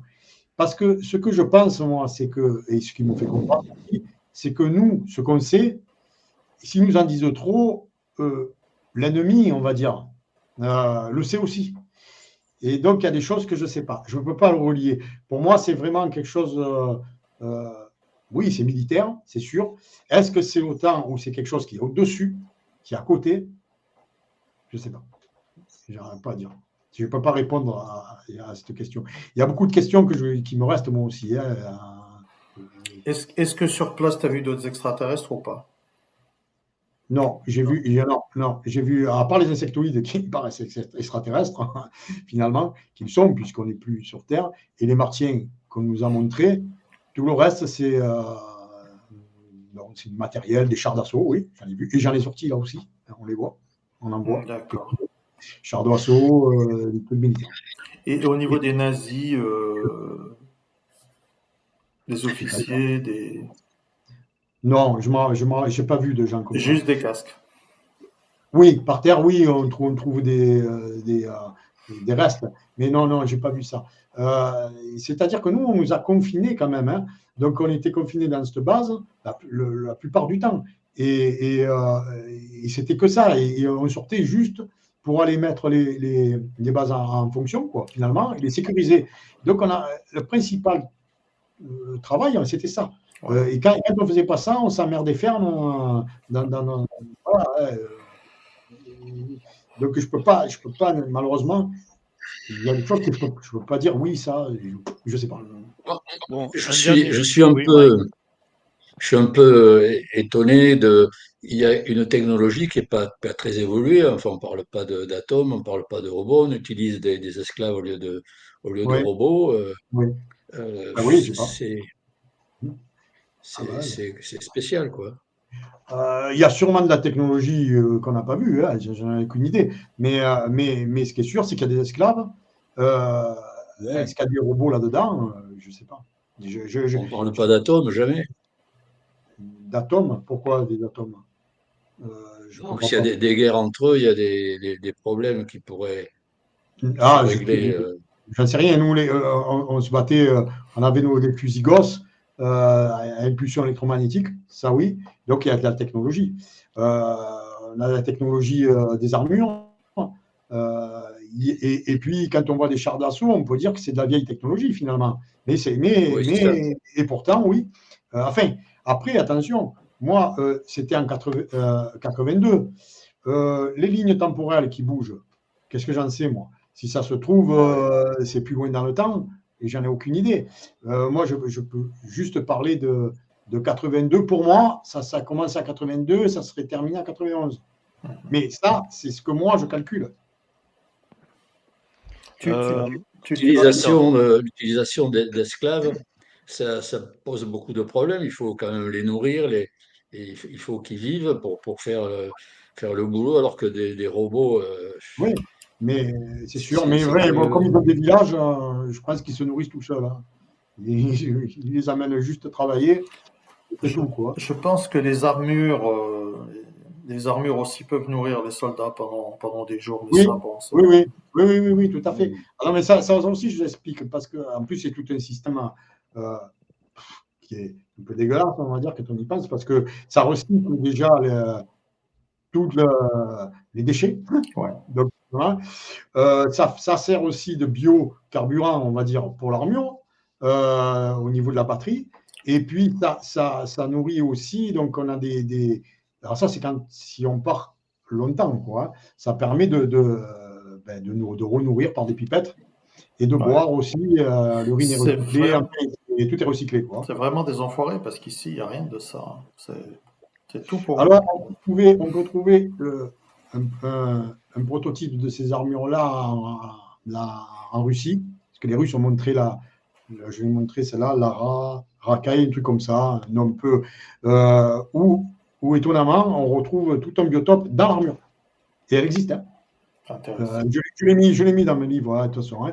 Elle existe. Donc, étonnamment, je me dis, c'est bizarre, cette armure existe, ils ne s'en servent pas à l'heure qu'il est. Bon, parce que ça donne de la force, ça permet de rester longtemps, ça permet de survivre à beaucoup de choses, quoi. Hein. Je suis étonné, moi aussi, ils ne s'en servent pas. Donc, quand on parle de technologie, c'est bizarre, effectivement, qu'il y a de la technologie qu'on ne se sert pas. Moi, dans mes recherches, par exemple, dernièrement, j'ai trouvé ce qui ressemble tout à un canon électromagnétique, que la France, d'ailleurs, est en train de faire aussi, mais sur Mars. Alors, je me dis, c'est bizarre, parce que moi, je ne me rappelle pas de guerre avec ce genre de canon. Pourtant, j'en trouve. Il y en a. André, pour clarifier encore des points pour conclure, très importants. Donc, il y a eu les affrontements avec des insectoïdes et des mantis qui ont été au sein de la MDF, avec la MDF, etc., pour prendre leurs colonies et pouvoir les occuper, leur site souterrain, leur grotte, etc., leur territoire, donc des guerres, puisqu'ils se sont défendus pour défendre leur existence, leur territoire. Donc, tu nous as dit qu'il y a des mantis, il y a des rois, des reines aussi, qui peuvent mesurer jusqu'à 20 mètres de long. Et alors là, Ahmed, je pose la question à André pour qu'il te révèle un point très important, pour Mike aussi, très importante. C'est que André a subi des lésions physiologiques très graves lors de ces affrontements et que malgré le retour de la ligne temporelle, c'est-à-dire lorsqu'il a été réintégré son service militaire tout tranquillement à Marseille après cet écart de plusieurs années de changement de ligne temporelle, eh bien les lésions physiologiques sont demeurées et sont toujours très graves. Voilà, c'est très douloureux certainement, même d'en parler pour André, mais... Le service s'est mal terminé parce que j'ai subi une attaque, on va dire, d'un royal, quoi.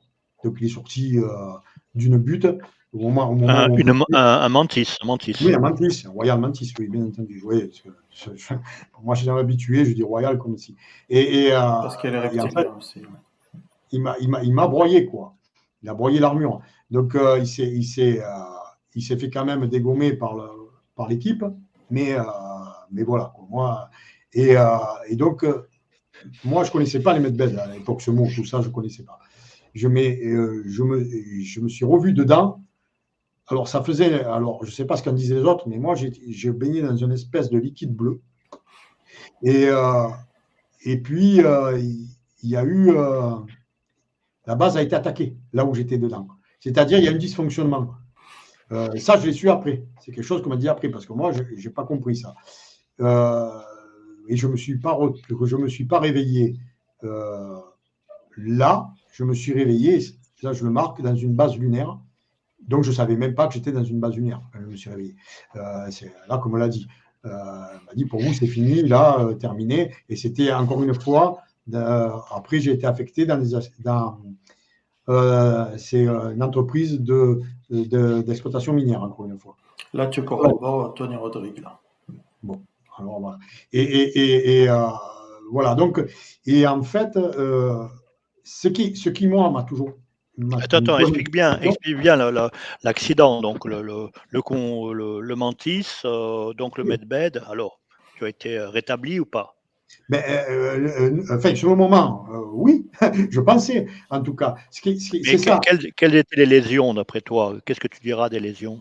Ben, le problème des lésions, c'est que la reconstruction a été arrêtée.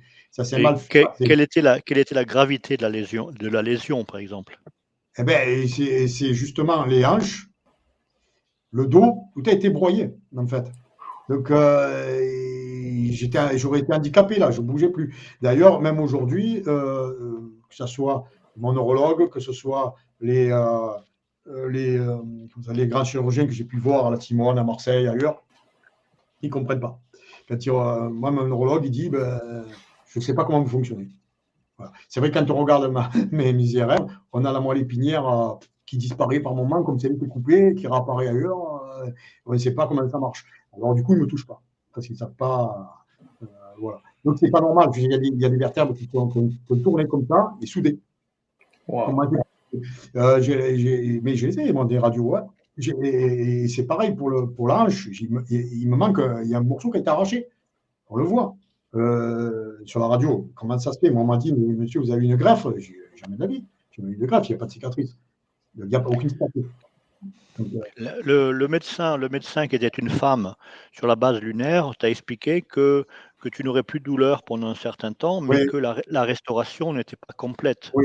Oui. Elle m'a dit dans le temps, moi je me suis retrouvé, je pensais que c'était bon, quoi. Elle m'a dit, oui, mais par contre, vous avez une fragilité et dans le temps, ça, voilà, il va y avoir un problème. Alors, moi, ce qui m'étonne, c'est qu'en 2009, je me repose et d'un coup, je me sens saisi et tout ça, si on me toque tout ça, je ne peux pas empêcher de me dire, c'est comme s'il y avait encore eu quelque chose dans la ligne temporelle parce que ce n'est pas normal. J'aurais dû être comme ça déjà. C'est pas logique. Parce que je sors, même qu'elle me dit ça, ok, mais après, moi, on me remet dans ma ligne temporelle, je vis ma vie normale. Pourquoi d'un coup, en 2009, alors que je me repose, je me retrouve comme ça? C'est-à-dire comme ça, tu as une douleur. D'un coup, c'est comme si on me saisissait. Ça m'a fait. J'étais en train de me reposer, puis d'un coup, j'ai eu toutes les douleurs qui sont arrivées, en fait. C'est là que j'ai commencé à faire les radios, les machins, je ne comprenais pas. Donc, il y a quelque chose qui s'est produit entre. Mais moi, je n'ai pas cette partie. Toute cette partie, je ne l'ai pas. Il y a quelque chose d'autre. Mais je ne sais pas. C'est obligatoire.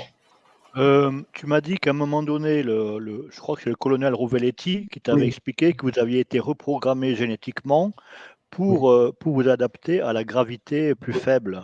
Oui. Ça c'est avant la naissance, c'est ce qu'on nous a expliqué.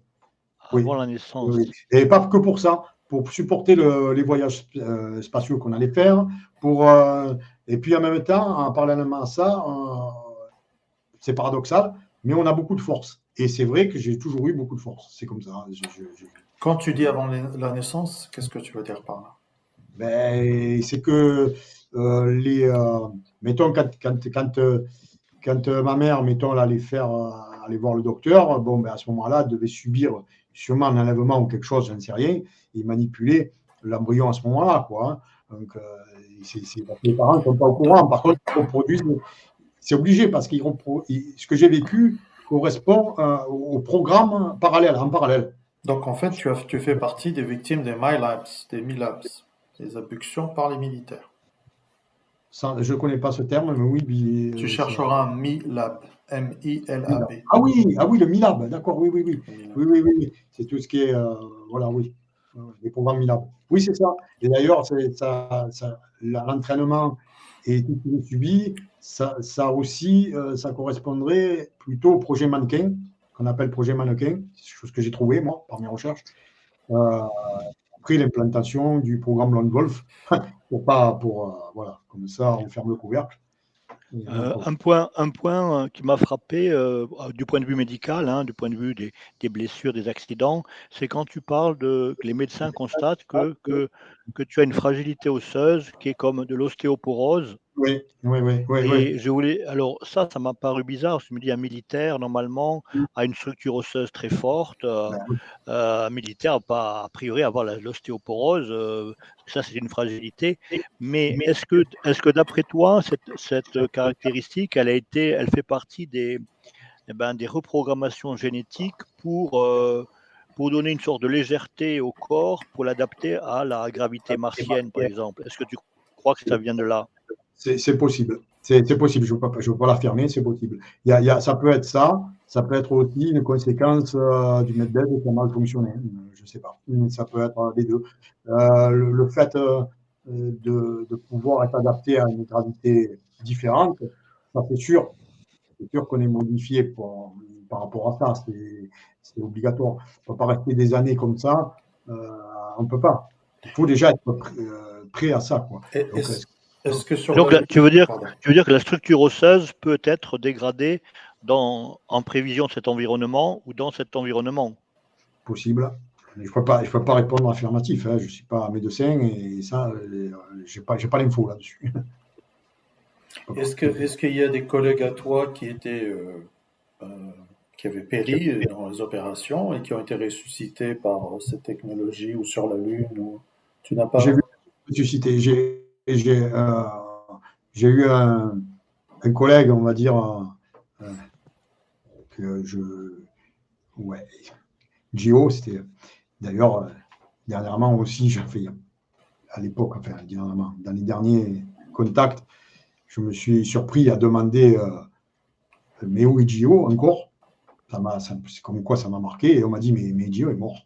Et, voilà, donc lui il a mal fini, il s'est fait tuer par des insectoïdes. Il y a des lignes à pas franchir, il y a des territoires. Et on nous avait bien dit qu'il y a des territoires où on a des monticules, les insectoïdes fabriquent des monticules. Ces monticules-là sont des pièges. D'accord? Ils peuvent se mettre dedans, je ne sais pas, c'est des pièges. Mais en tout cas, on sait qu'il ne faut pas y aller. Et lors d'une intervention, lui s'est aventuré où il ne fallait pas, quoi. Et on n'a retrouvé que des débris. Voilà. Donc, oui, mais on l'a pu reconstituer, c'est sûr. Hein. Et il y a eu beaucoup de morts. Pendant les guerres, par exemple, où on a des soldats coupés en deux, des choses comme ça, j'ai vu personne de se faire reconnaître. Peut-être qu'ils le font, hein. Mais moi, perso, j'ai pas vu. Par contre, j'ai retrouvé des équipes, de mon équipe, on va dire, sur la Lune, plus tard, et plus vieux. Et là aussi, j'ai pas compris. C'est-à-dire, je me suis retrouvé à un autre âge, et on s'est pris dans les bras. Et alors que je ne les connais pas ici sur Terre. Hein. Et on s'est pris dans les bras, on s'est reconnus, alors qu'on avait travaillé déjà ensemble, on était plus jeunes. Et alors, c'est terrible, parce que quand on se quitte, ou quand on revient, on reste avec une, comment dire ça, une nostalgie, quoi, qui est très forte. Et voilà, on voudrait rester avec eux. Ça, oui, par contre. Ça, j'ai vécu des choses comme ça. Oui, c'est un témoignage que donne Jean-Charles Moyen aussi, des gens qu'il a reconnus sur des missions, David Rousseau, d'autres. J'ai reconnu personne aussi. Jusqu'à maintenant, ce que j'ai pu reconnaître, c'était que dans ces missions-là. J'ai reconnu encore personne. Je ne me souviens pas. Ou peut-être qu'il n'y en a pas, tout simplement, je ne sais pas. De ce temps, de cette vie-là, ici, pour l'instant, je ne reconnais personne. Il y en a qui me disent, je te connais, machin, c'est possible. Et moi, je n'arrive pas, je ne peux pas dire que c'est faux ouvrir. Moi, je ne me rappelle pas. Tu as parlé de la Kabbale, et en fait, tu as fait partie de ce qu'on appelle le Breakaway Civilization. Je ne sais pas comment traduire, c'est la civilisation qui a fait un bond en avant. Et que le reste, c'est nous qui sommes ici sur Terre, on n'est pas au courant de tout ça. Mais c'est fascinant parce que tu ajoutes d'autres données, par exemple la rencontre avec une équipe qui est vieille, ça, j'ai jamais entendu parler de ça, c'est extraordinaire. Ah oui, on avait. Ça veut dire qu'ils n'ont pas encore fait le travail génétique sur eux pour les ramener s'ils le souhaitent, hein, comme ils l'ont fait avec Tony ou avec toi, j'en sais rien. Ben oui, mais moi aussi, j'étais plus vieux, c'est ça le dingue. Ah, toi aussi, tu étais plus vieux. Oui, on s'est retrouvés. Comment dire, d'un coup, je retrouve cette équipe où on était plus jeunes ensemble. Donc en fait, tu étais vers la fin de ton programme 20 ans, oui. en fait. Ouais, mais j'étais quand même, je dirais, je sais pas moi, je devais avoir, allez, on va dire une cinquantaine d'années. Le plus vieux, quand je dis plus vieux, c'est plus vieux, c'est pas 25 ans, 30 ans. Peut-être qu'ils font ce qu'ils veulent. Hein, je ne sais pas. C'est pour ça, il y a beaucoup de choses, moi, qui m'échappent. Je n'arrive pas à joindre tous les bouts, quoi. Et j'en suis encore là. Et puis après, c'est pour ça qu'à un moment donné, je dis, bon, c'est pas la peine. Hein. J'ai vécu ce que j'ai vécu. Puis le reste, je sais même pas si ça viendra. Hein. Un jour, il y aura autre chose. Hein. Et c'est vrai, quand je vois des gens comme Tony Rodriguez Andy Kramer aussi d'ailleurs, raconter, se rappeler de tout finalement. Moi, je suis plutôt frustré parce que ce que je me rappelle, c'est ce que j'ai écrit là. C'est mon carnet, là, c'est tout. Et je me rappelle, pour l'instant, j'ai pas d'autres. J'ai rien. Puis pour l'instant, je pense de toute façon qu'il n'y en aura pas d'autres. Je pense pas. Tu ne penses pas refaire une hypnose régressive à la Bob Hopkins classique? Je sais pas. Non. À un moment donné, je m'étais posé la question, mais je me suis dit, j'ai eu même peur de moi-même. Je me suis dit, mais qu'est-ce que tu vas découvrir? Du coup, j'ai pas fait. Ouais. Mais c'est déjà beaucoup, je trouve, franchement, quand on lit Lone Wolf, on apprend beaucoup. Hein. Moi, c'est aussi passionnant de lire Lone Wolf que de lire Cérès, Colonie de Cérès. C'est différent, mais tous les témoignages, je pense qu'il n'y a aucun témoignage qui se juxtapose à un autre. Et comme je disais à André, à Ahmed, je lui disais, tu sais, quand tu parleras avec Michael Salah, si ça arrive, eh ben, il sera d'autant plus content que justement, a priori, aucun témoignage ne se juxtapose à un autre. Ce sont des briques, comme on dit, des briques du vivant. Ce sont les éléments d'un puzzle avec des recoupements et ça apporte toujours quelque chose. Et je pense également que les témoins comme JP, Tony, Jean-Charles, même Mélanie et d'autres qui sont que Corey Good et d'autres témoins que Michael Salah connaît, parce que Salah a dit que, j'ai raconté ça à André, Salah a expliqué que quand il écoutait Corey Good, eh bien, il avait déjà beaucoup d'autres témoignages de gens qui n'étaient jamais rendus publics. Et donc, il avait beaucoup d'éléments de référence pour analyser le témoignage de Corey Good. C'est pas étonnant, c'est difficile d'aller parler parce que dire bon, on va me croire, on va me prendre pour un fou. Il y a beaucoup de choses. Donc, nous, tu parles à des convertis. Oui. Mais il y a quand même un départ. Il faudrait même que tu creuses dans ta famille, tes parents, au niveau des abductions. Il faut que tu creuses aussi là-bas parce que le départ, il est là. Hein. C'est-à-dire qu'ils t'avaient déjà choisi génétiquement. Oui, mais moi, j'ai plus mon père, j'ai plus ma mère. D'accord. Donc, ça va être compliqué. Mais ce souvenir est très important qui t'avait déjà manipulé dans le ventre de ta mère. Oui, non, mais c'est clair. De toute façon, ça ne peut pas être autrement. On ne peut pas vivre ça. Voilà, je veux dire, je ne suis pas Thomas Pesquet. Thomas Pesquet, s'il va là-bas, il est mort. Oui, Thomas Pesquet, c'est pour les gens de la Terre, hein, parce que c'est pas un super soldat. Hein, c'est pas un super soldat. C'est sûr. Et voilà. Et puis, il y a des éléments dans la vie qui fait que je pose des questions. Voilà. Pourquoi moi, j'ai toujours été quelqu'un qui va à l'affrontement de jeunes tout le temps, quoi. Comme Tony, baroudeur. Voilà, bon. C'est étrange, quoi. C'est comme ça. Et puis, on a un truc de protection. Moi, je suis quelqu'un qui protège beaucoup les gens autour de moi. Voilà, faut pas. Je vais me mettre en avant. Moi, j'ai manqué de me prendre des coups de fusil pour protéger la famille. Hein. Je me mets en avant de suite. C'est à moi de le prendre, c'est pas aux autres. Et voilà, et j'ai aucune peur. Et ça, je ne sais pas pourquoi. Ces fusils à Gauss, tu peux en dire un mot à Ahmed et à Mike. Fusil Gauss, impulsion magnétique. Alors, qu'est-ce que c'était et quel usage? C'est-à-dire que les balles, on va dire, les cartouches normales, on va dire, ça va faire rigoler les carapaces des insectoïdes, encore plus pour les reines, les rois et les reines. Donc, obligé d'avoir quelque chose de plus puissant.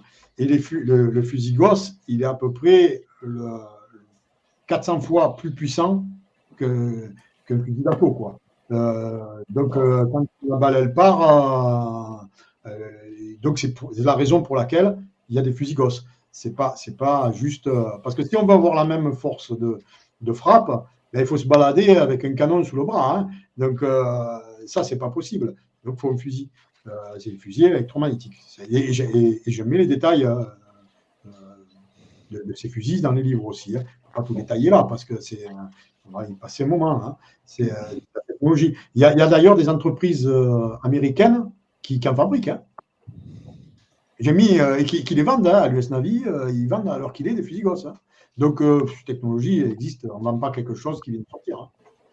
Donc, ces outils-là sont suffisants pour affronter les mantides, les insectoïdes.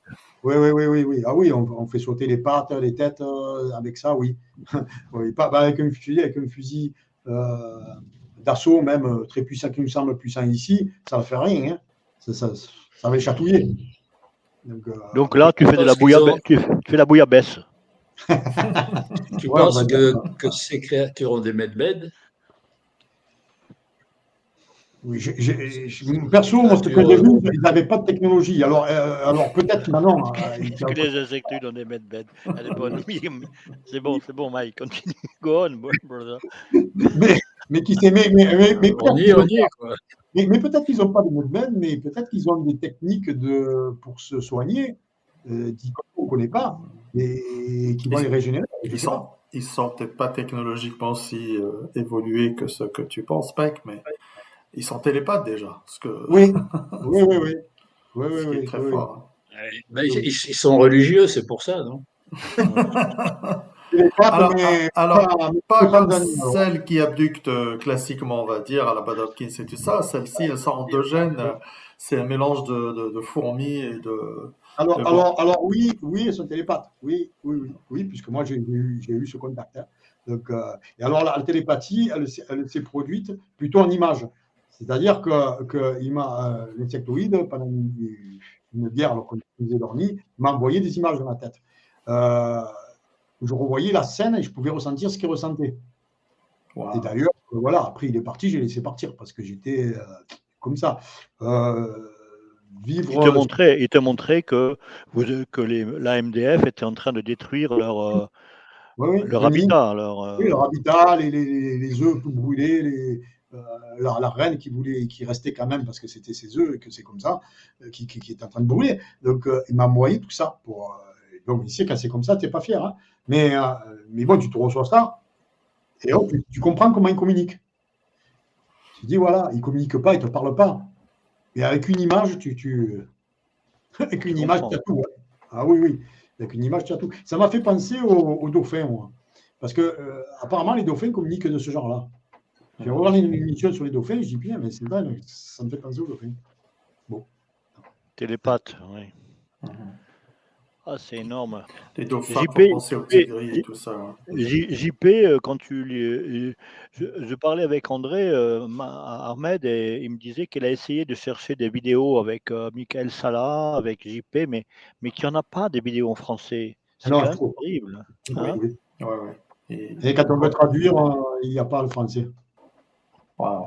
Par exemple, JP explique que sur Ganymède, hein, c'est ça, Ahmed, sur Ganymède, qui est une autre lune de Jupiter, hein, tu as Io, il y a sur Io, il y a des volcans très actifs, il y a Titan avec des mers de méthane, puis il y a Europa et Ganymède qui sont des planètes océans, donc avec une cape glacée de 3 ou 4 kilomètres ou une dizaine de kilomètres, et dessous, c'est un océan. Et je crois que JP expliquait que sur Ganymède, en profondeur, tu as des mammifères marins, quoi. C'est des cachalots, des baleines. C'est pas étonnant, hein. Ça ne m'étonne pas. Et en plus, toutes ces lunes et tout ça, elles ont des occupations. Hein. Il y a des bases, il y a des trucs. Il y en a beaucoup.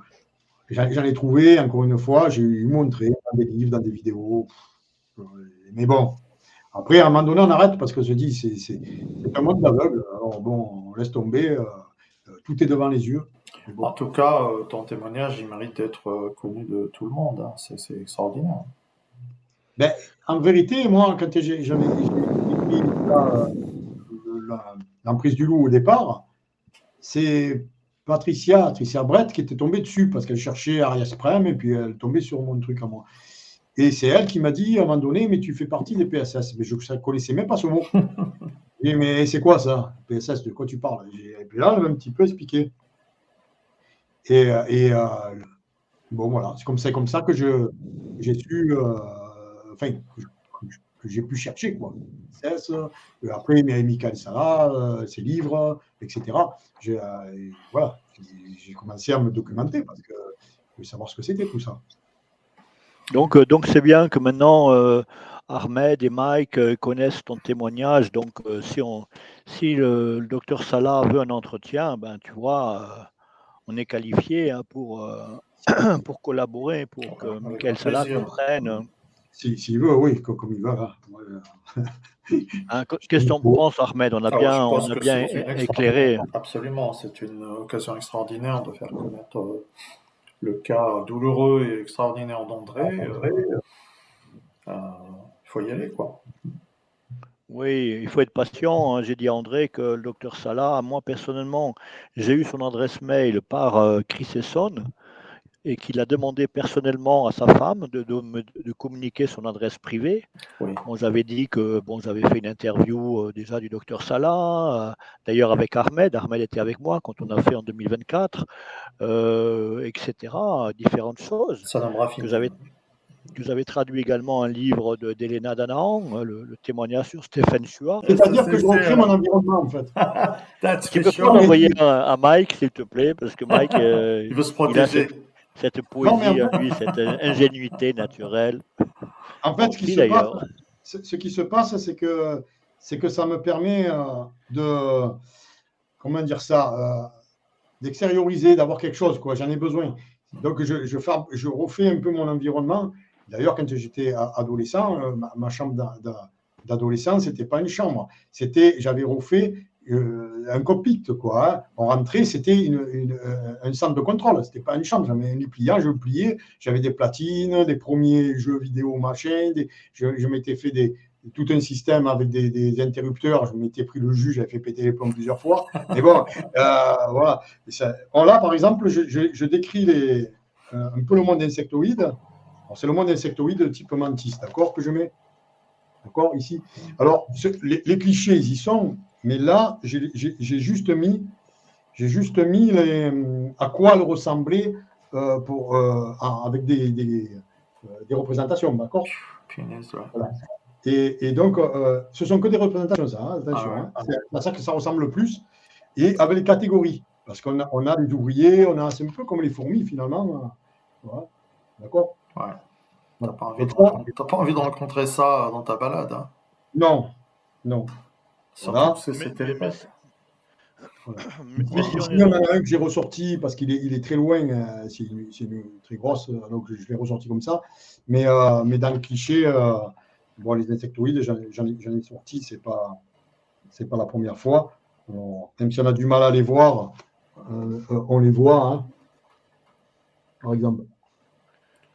Oui, mais dans Mars Domination, Ahmed, il y a beaucoup de clichés. Hein. Dans Mars Domination, vraiment, c'est très très riche aussi. Mais là, il y en a encore beaucoup hein, que je n'ai pas mis dans l'autre. Il y en a en plus. J'en trouve tellement que voilà.